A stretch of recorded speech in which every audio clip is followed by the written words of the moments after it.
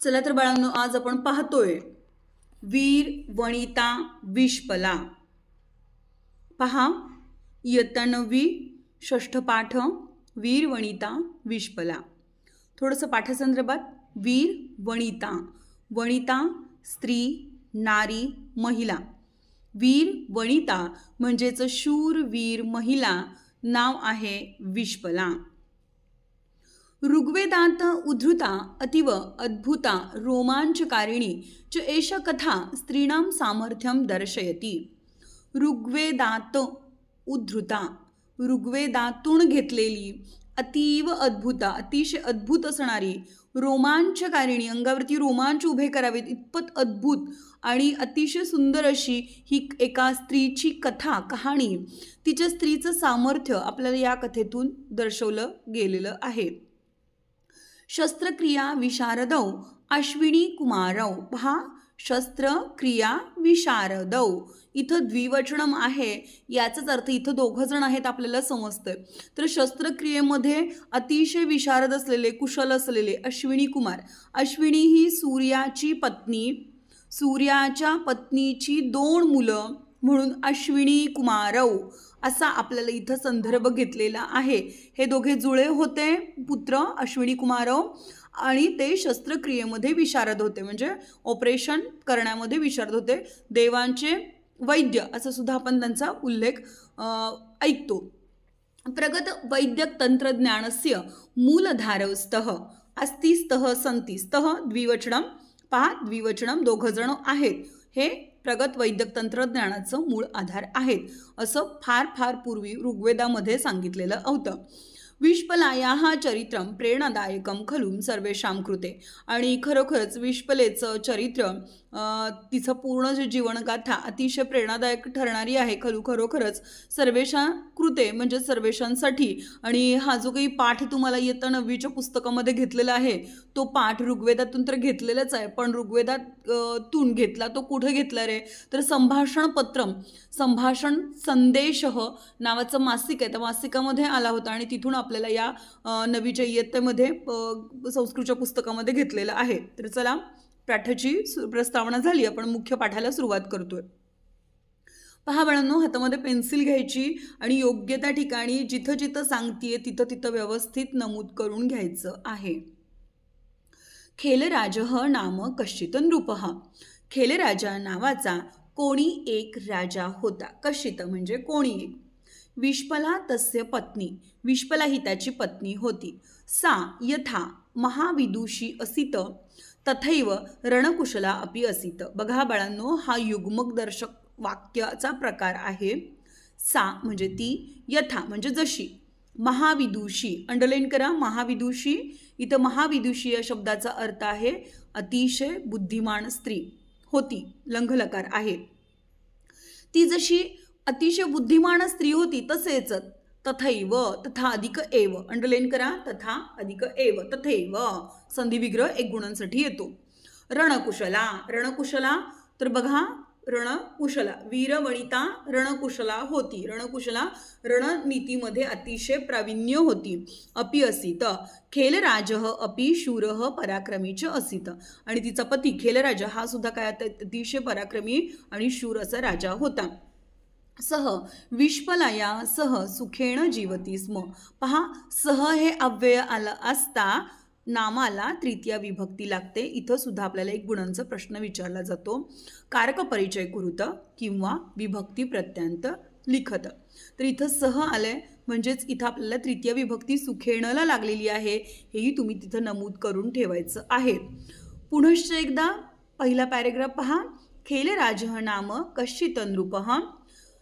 खेलराजः नाम कश्चित् नृपः।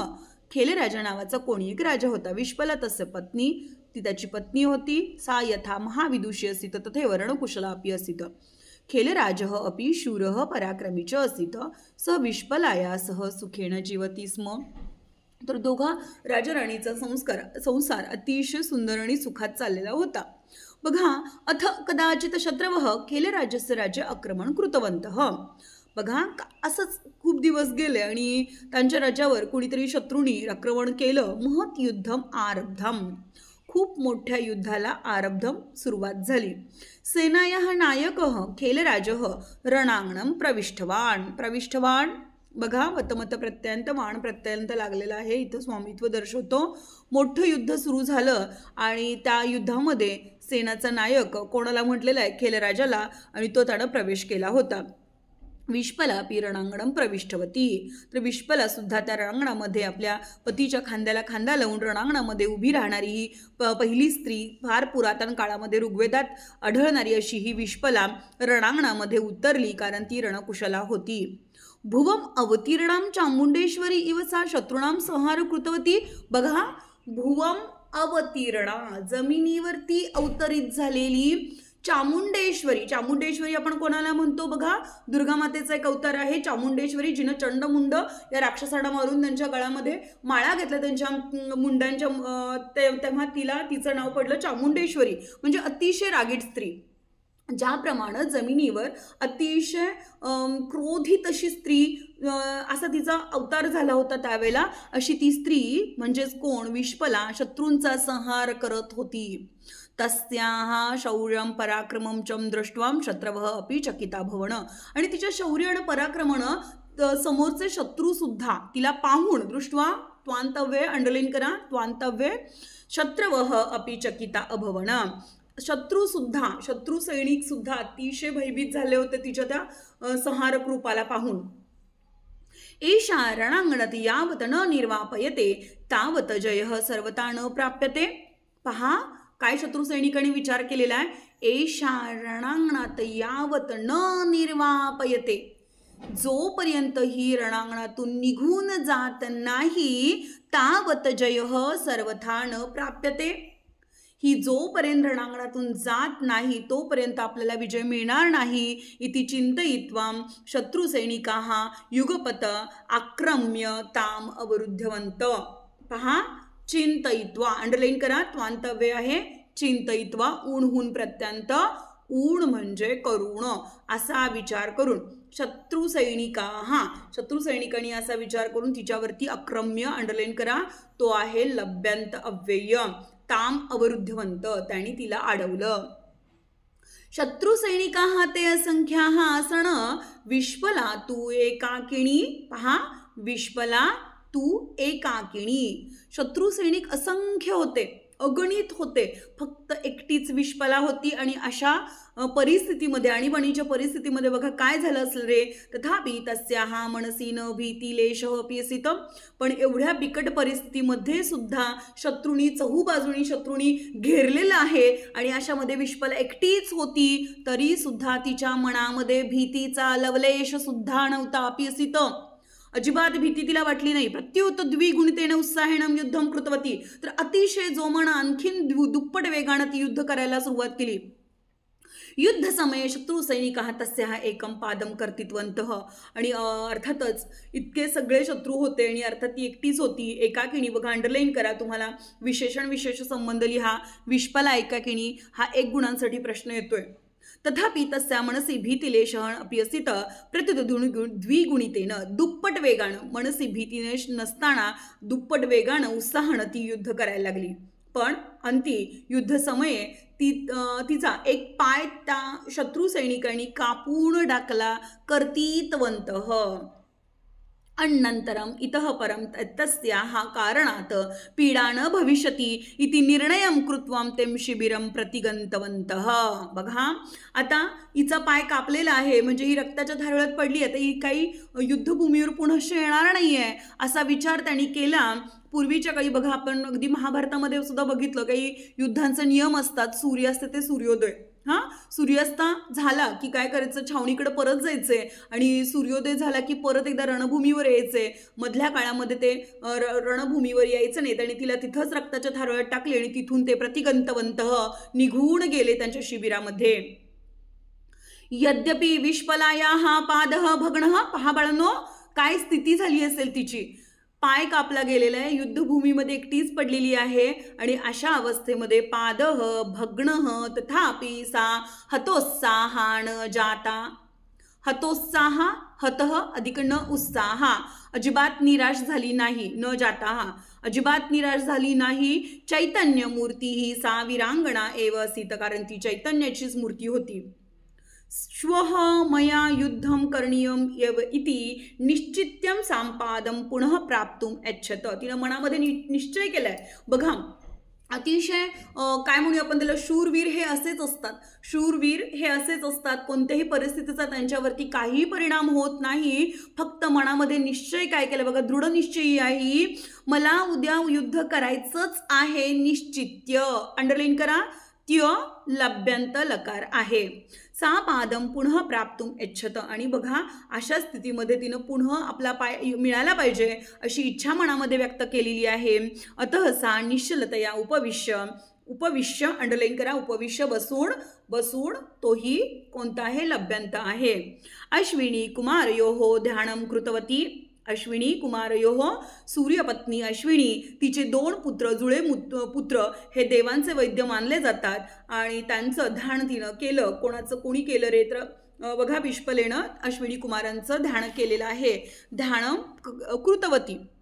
आता ध्यानधारणा करणे म्हणजे देवाला प्रसन्न करून घेणे. आणि अर्थातच अगदी बिकट परिस्थितीत फक्त देवाची आराधना केली म्हणजे देव धावून येतो असं नाही. त्याच्यासाठी पूर्वीपासून खूप प्रयत्न करावे लागतात. आणि अशी ही खूप दृढ निश्चयी आणि देवांची धावा करणारी स्त्री होती. आणि अर्थातच काय झालेलं पहा, देवांची ध्यान करण्यास तिथं निश्चलता आहे. निश्चलता म्हणजे अगदी काय म्हणूया आपण त्याला, कोणत्याही परिस्थितीत न हलता अगदी यागाला बसणं किंवा ध्यानधारणेला बसणं, अशा परिस्थितीमध्ये तिनं काय केलेलं आहे, ध्यान करण्यास सुरुवात केलेली आहे.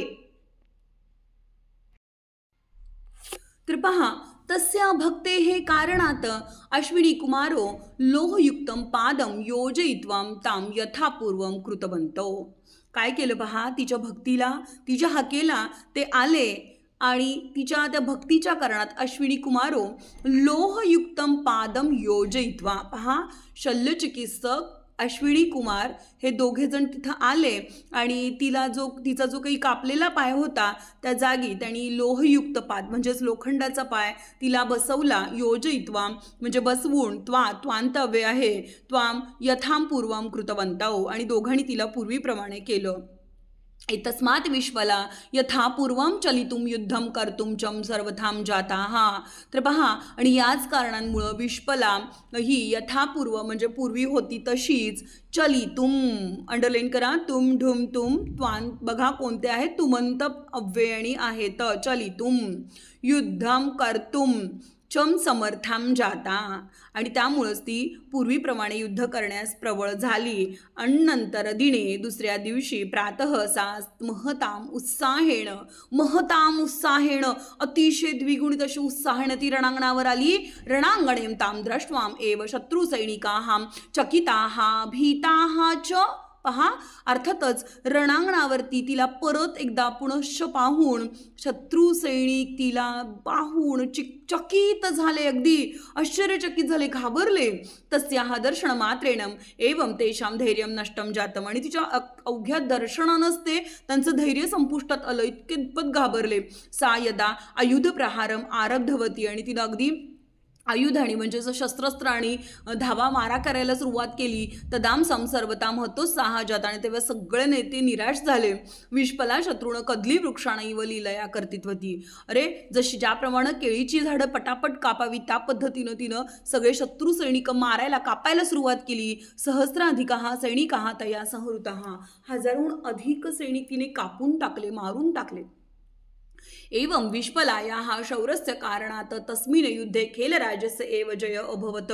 आणि या एकाच कारणांमुळे, या फक्त विश्वलाच्या शौर्यामुळंच तिला आणि त्या खेलराजाला त्यांच्या युद्धामध्ये त्यांना जय मिळालेला आहे आणि शत्रू पराजित झालेला होता.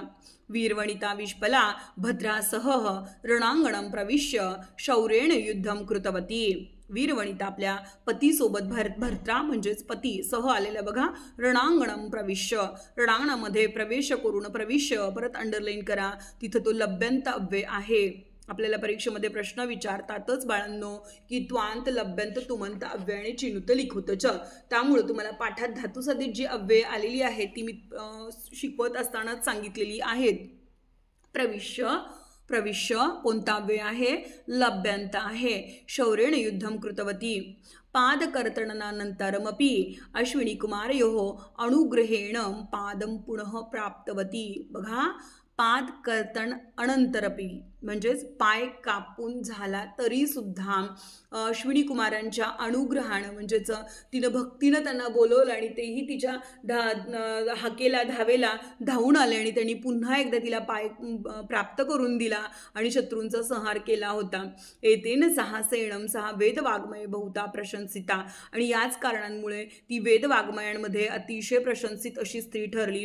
अतिशय युद्ध करण्यामध्ये प्रावीण्य असलेली अशी ही शूरवीर महिला अतिशय गाजलेली ठरली. विष्पलायाः शौर्या तथा अश्विनीकुमारयोः शल्यक्रिया कौशल्यं स्मरन्तु इति तस्मात् उपदिशति इतिहास. आणि अश्विनी कुमारांचं जे काही शल्यचिकित्सक होतं म्हणजे त्यांनी जर तिला पाय पूर्ववत करून दिला नसता तर ती पूर्ववत युद्ध करू शकली नसती. म्हणून इतिहास आपल्याला विष्पलेचं शौर्य आणि अश्विनी कुमारांचे शस्त्रक्रिया कौशल्य आठवणीत ठेवण्यास सांगतो, उपदेश करतो की इतपत आपलं तंत्रज्ञान, इतपत आपले पुरातन काळातले जे काही काय म्हणूया आपण त्याला शल्यक्रिया होती ती अतिशय अशी प्रावीण्यपूर्ण झालेली होती. तर पहा बाळांनो, क्रिया सिद्धी सत्वे भवती महताम नोपकरणाम.